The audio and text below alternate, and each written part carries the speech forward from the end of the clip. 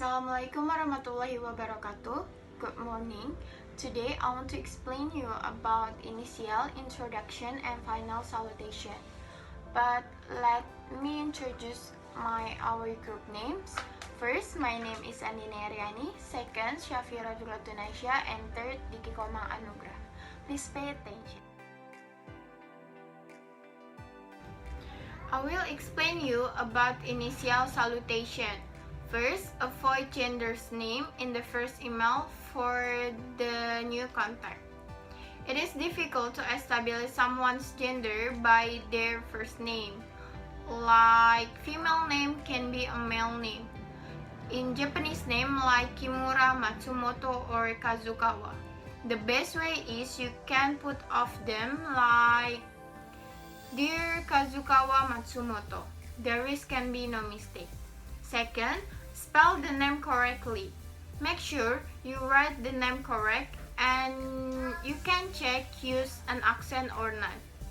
Third, use dear plus first name plus second name in the first email. If you write email for the first time, you can use Dear Andini Eryani or use Dear Andini if the tone of email very friendly. Or use Dear Miss Andini if the tone of email quite formal. 4. Be careful with punctuation. Punctuation in initial salutation is 3 best ways. First, with comma, second, with colon, and third, nothing. The example is Dear Andini Eryani, comma, enter. Thank you for the meeting, blah blah blah. Second, Dear Andini Eryani, colon, enter. Thank you for the meeting, blah blah blah. Third, Dear Andini Eryani, enter. Thank you for the meeting, blah blah blah. 5. Write specific job in addresses. If you don't know the name of recipients your email, you can write specific job like Dear Sales Manager or Dear Human Resource Department. Hi, I'm Syafira D Nasha. Today I would like to present about Introduction and Final Salutation. First, explain where you got your contact detail from. It means when writing to a new contact, you will probably to inform the recipients how you got their email address. For example, I was given your CV by a colleague, Muhammad Hatta. As you may know, we are looking for a secretary in our office in Jakarta, and I would like to discuss this position with you further. Second, introduce yourself to a new contact. It's when you are writing to a new contact, either within your own company or externally, your first line can be used to make an initial introduction, just a couple of lines to introduction yourself.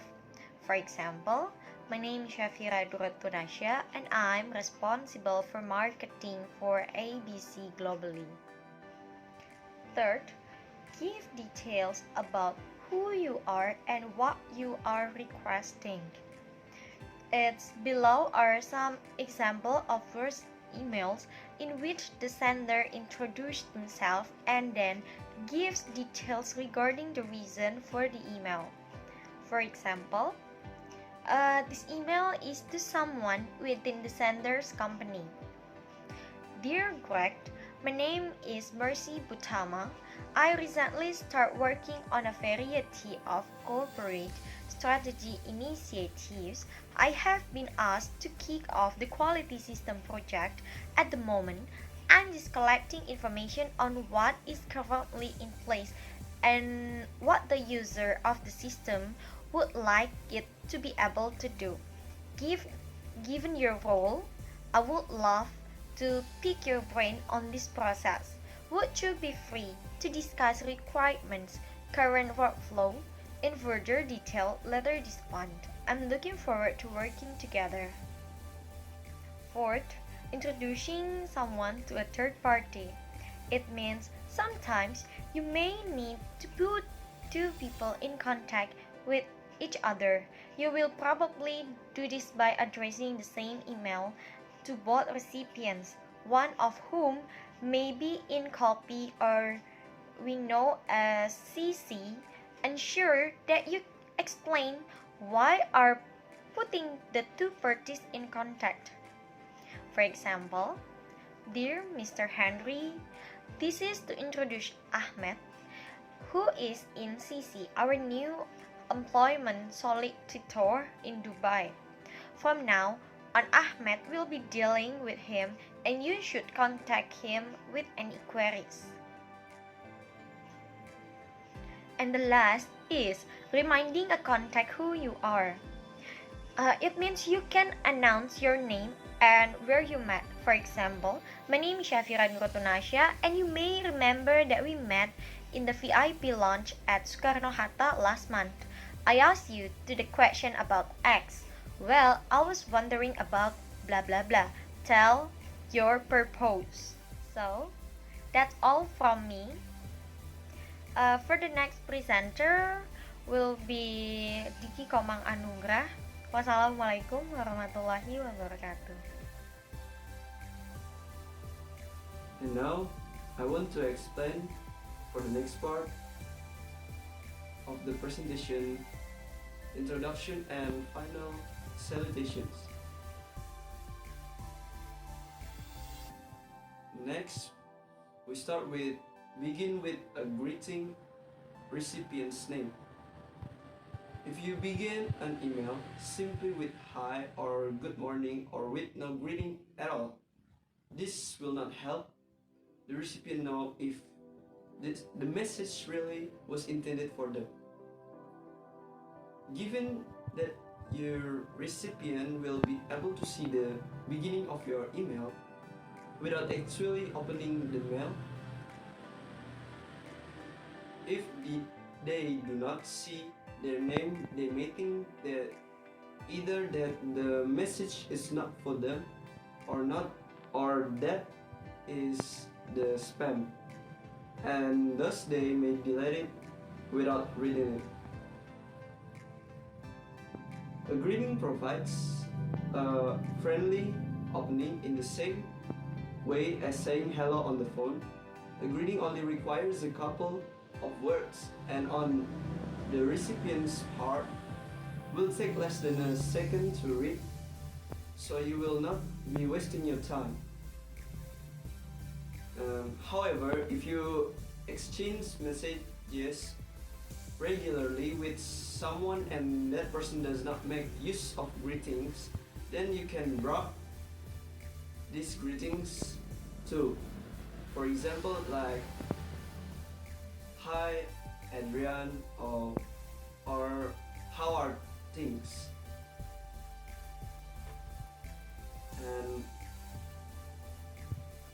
next we want to explain to you the indicate which of the multiple recipients actually needs to read the mail.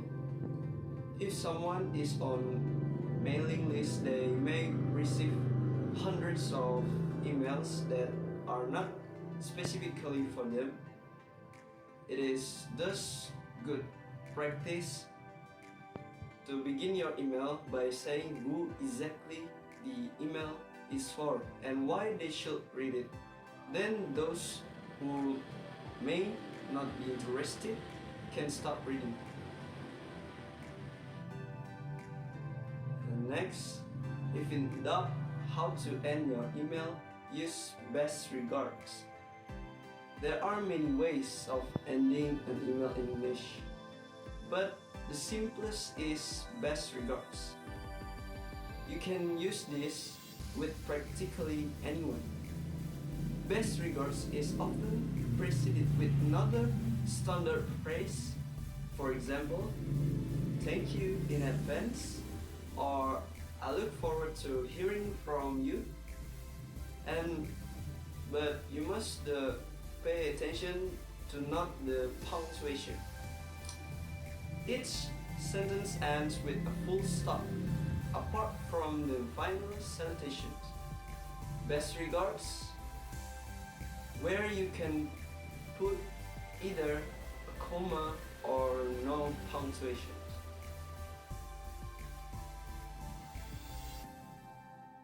And next, don't use a sequence of standard phrases in your final salutations.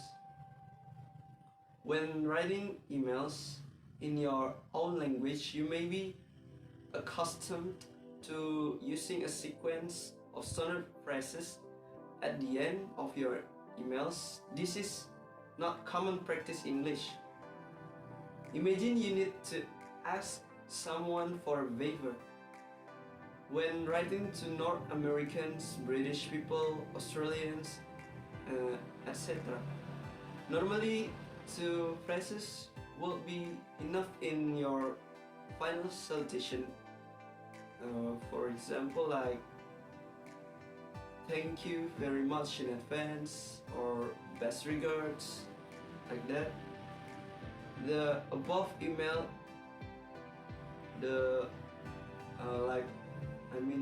what I said before, the email is polite and quick to read. And there are following email contains too many salutations and is also rather too formal. Like I would like to take this opportunity to express my sincere appreciation of any help you may be able to give me. I remain most respectfully yours. Bear in mind that many business people receive up to 100 emails a day. Thus, they do not have time to read such a long series of salutations.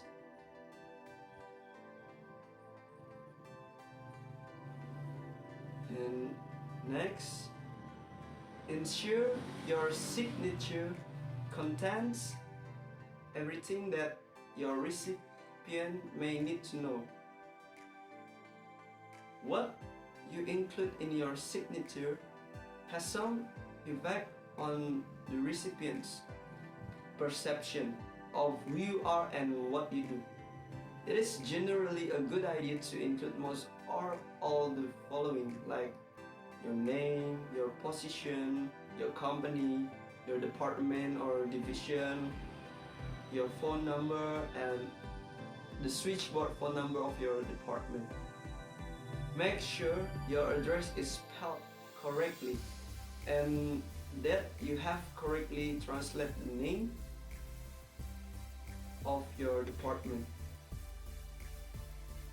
And last but not least, avoid PSs and anything under your signature.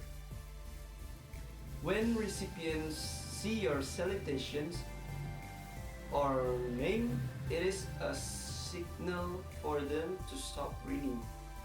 If you write a PS from the main body of the mail and which appears under your name or anything under your signature, there is a very good chance it will not be seen or read. And I think that's all for the explanation for the next part of the presentation, introduction and final salutations. Thank you for your attention and have a good day.